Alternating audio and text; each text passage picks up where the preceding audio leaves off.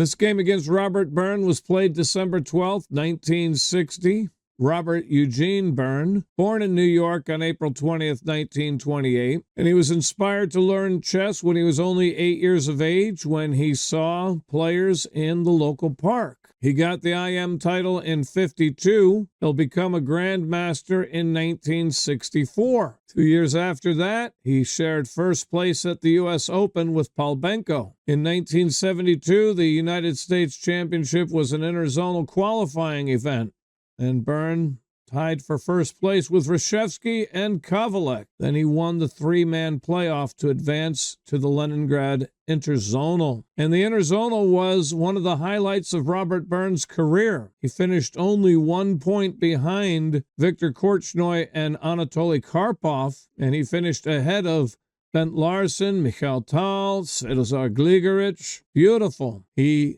made it to the candidates, but played Boris Spassky in the quarterfinal and lost that match. Robert Byrne passed away April 12, 2013. Starts the game with d4, and we get an Indian game with knight f6, c4, g6, a King's Indian defense, and g3, we're going to get a fianchetto variation right here. Bishop g7 and bishop g2 is the fianchetto variation. After castles, knight c3 actually transposes now to an Anglo-Indian defense. d6, knight f3 is the Yugoslav system. Knight c6 is the Carlsbad variation. Castles is Pano's system. That's named for Oscar Pano, born in Buenos Aires on March 17, 1935. He's still alive, Oscar Pano is.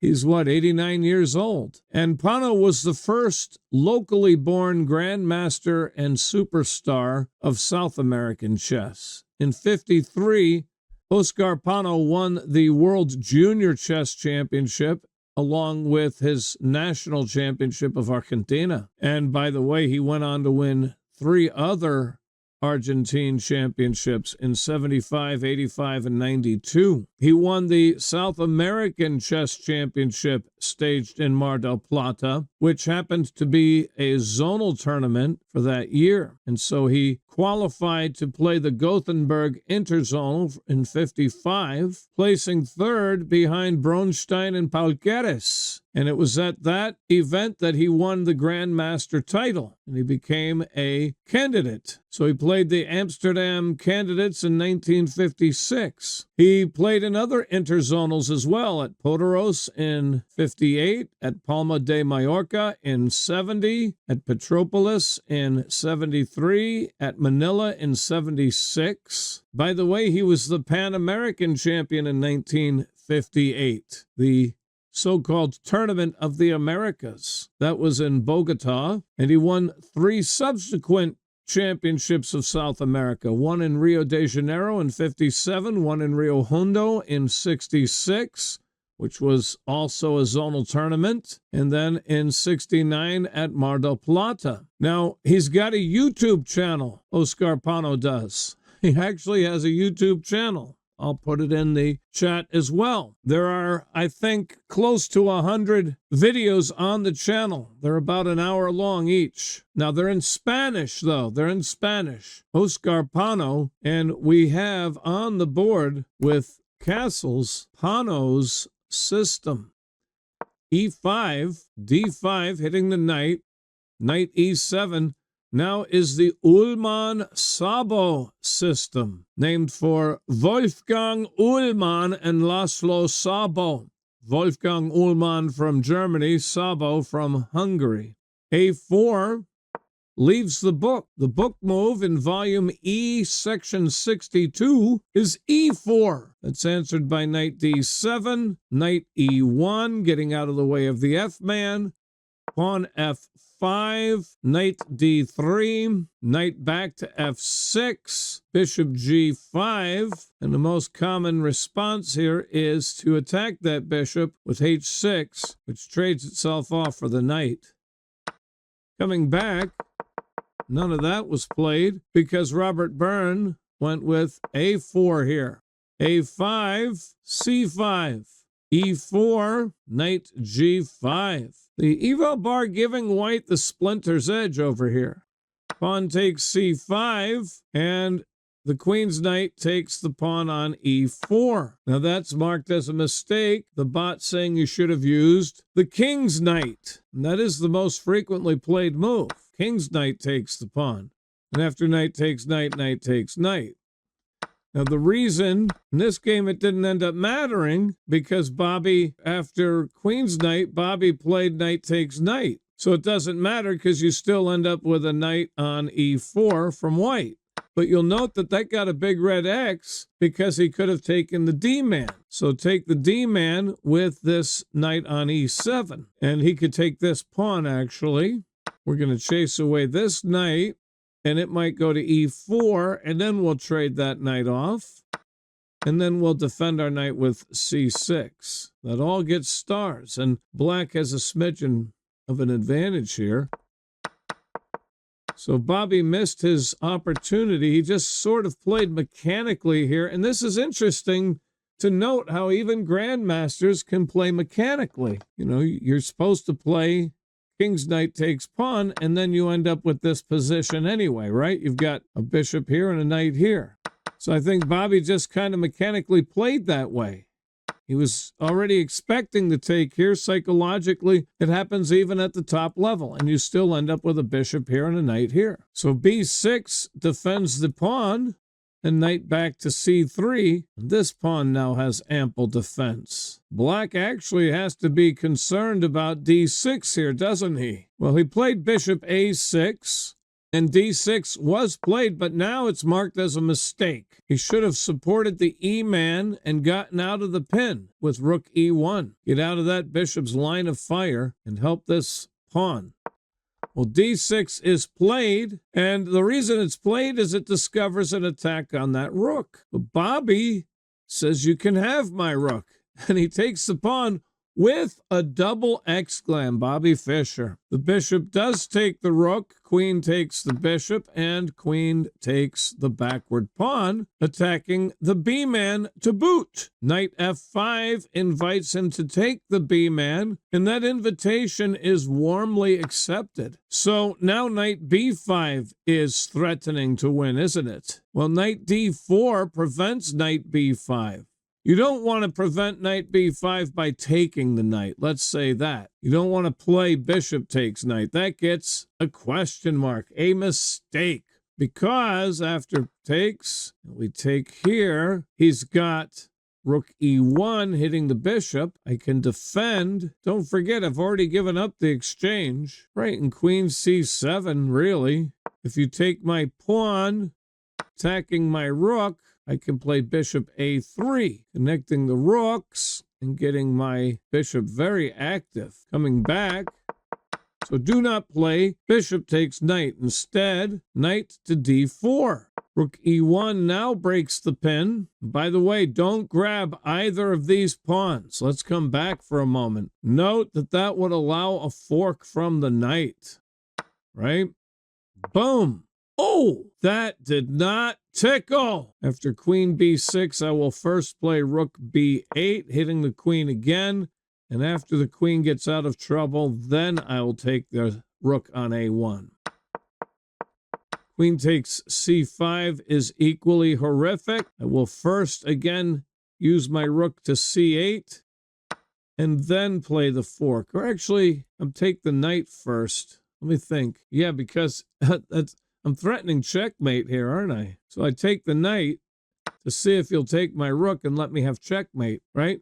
Either capture of the rook is a self-mate, isn't it? Thank you very much. Oh, that was a fast game. All right, rook e1 was played wisely. Rook b8 hits the queen. Queen c7. Rook b7 hits the queen again, marked inaccurate. Bishop takes e2 being called for. Wow. At what juncture? You're saying play the knight here, knight c2? Yeah, you probably actually can play knight c2. But don't forget, white's already up the exchange, so he's got material to give back. So, right, we bring our bishop into the game. And white is still much the better off, isn't he? Well, maybe not much. The eval bar says it's close to equal. You're probably right. Looks like you can get away with knight c2. It's marked inaccurate, but I think you're okay with it. Anyway, rook b8 is played. Queen c7, rook b7 hits. You don't want to play knight c2 here either, I don't think, Corellia, because, again, same type of thing. It's just different. So I've got to move my rook first. Yeah, it's about the same. I mean, you end up with the same type of situation. And the eval bar says white has the splinter's edge there. But bishop takes e2 is the best move here. Now, you have to take this with the rook. Taking with the knight loses to knight f3. Let's show taking with the knight. Taking with the knight, and boom. Well, as I showed on that, knight c2, bishop f4, rook e8, queen takes a5, knight takes rook, rook takes knight. And white has a small splinter's advantage according to the eval bar. Here on king f1, we bring our rook over to c8. We get check here. We just come back, right?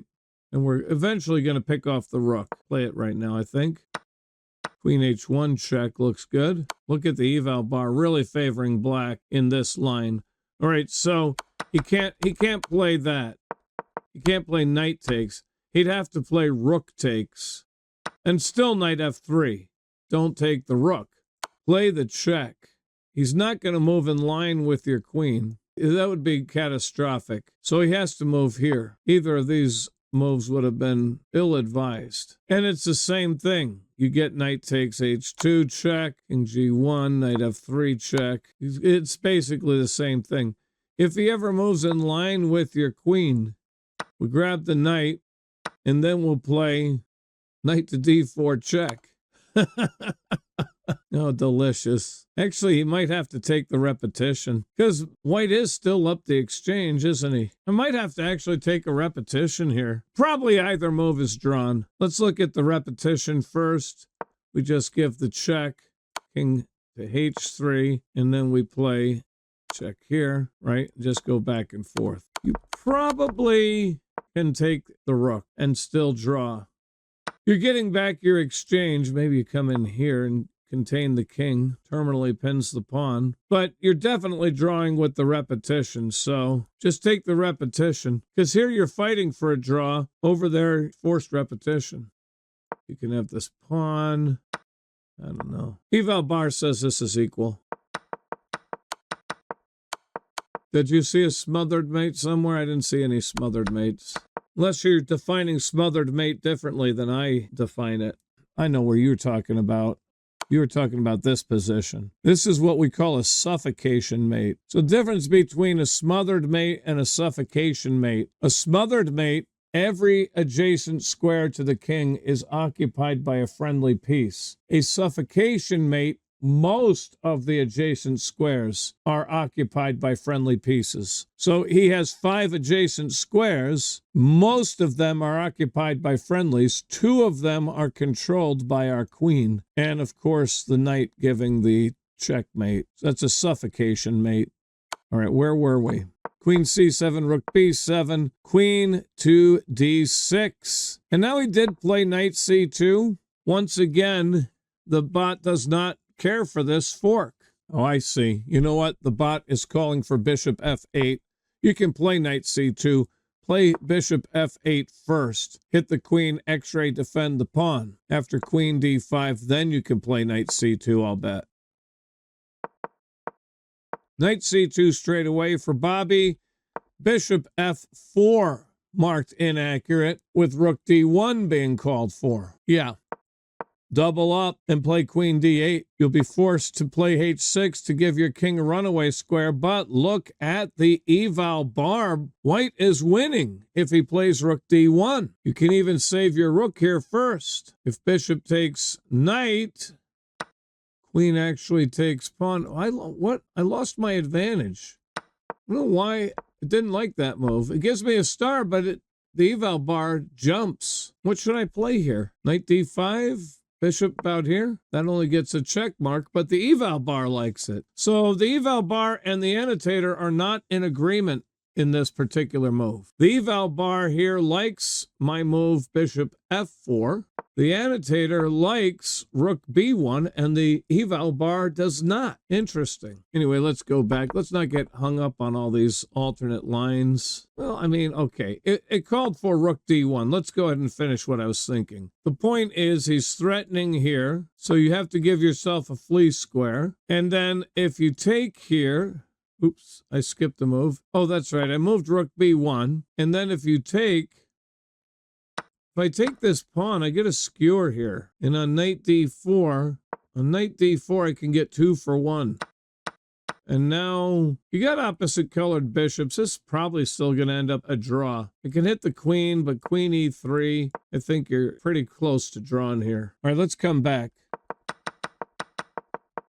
Bishop f4 was played here. And now knight takes the rook. And that's marked as a mistake as well. Take the other rook for some reason. Oh, that is interesting. Take this rook, the bot says. I don't know why you don't just take this pawn. I was about to say, you don't have to take either rook until one of the rooks moves. I mean, the fork is still in place, so take the free pawn. Nope. Well, the eval bar says I'm equal. That's... Because bishop e5 or what? On bishop e5, I'll take the rook now. Well, it doesn't like any of my moves. It does not like any of my moves. But actually, I can just come back now and hit this rook. That gets a star. If knight e4, thumbs up. Finally, now I can finally take the bishop. By the way, do not take the knight here. Does everybody see why you don't take the knight here? Checkmate. Oh, that hurt. So you'd have to take the bishop. But, you know, queen e5. Oh, you know, oh, no, I was going to say interpose, but then he takes this first. Right, actually, white can take a repetition here. Just go back and forth between e6 and e5. Or if you come to f8, you come back, right? But otherwise, just back and forth. So that's going to be drawn. All right, what did it want? It didn't like... The point is it's a repetition. Come back. All right, Bobby plays knight takes rook, rook takes knight, big red X. Let him keep his knight, says the bot, and double your rook and queen. Right, so I would have to proactively play bishop f8, hit the queen, and no doubt he would play queen f6. I can then hit the queen, defended by my rook, and that interferes with the queen's defense of d8. Preventing rook d8. On queen c6, I will rook a7, defending my queen. And now I think I hold the game. And now white will pick up the knight at last. And the eval bar says that's drawn. Come back.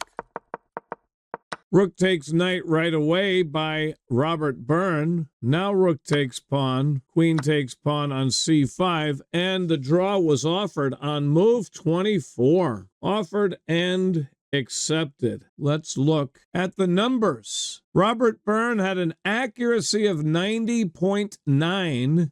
Bobby had an accuracy of 91.3. The single game rating, 2,600 for Robert Byrne, 2,750 for Fischer.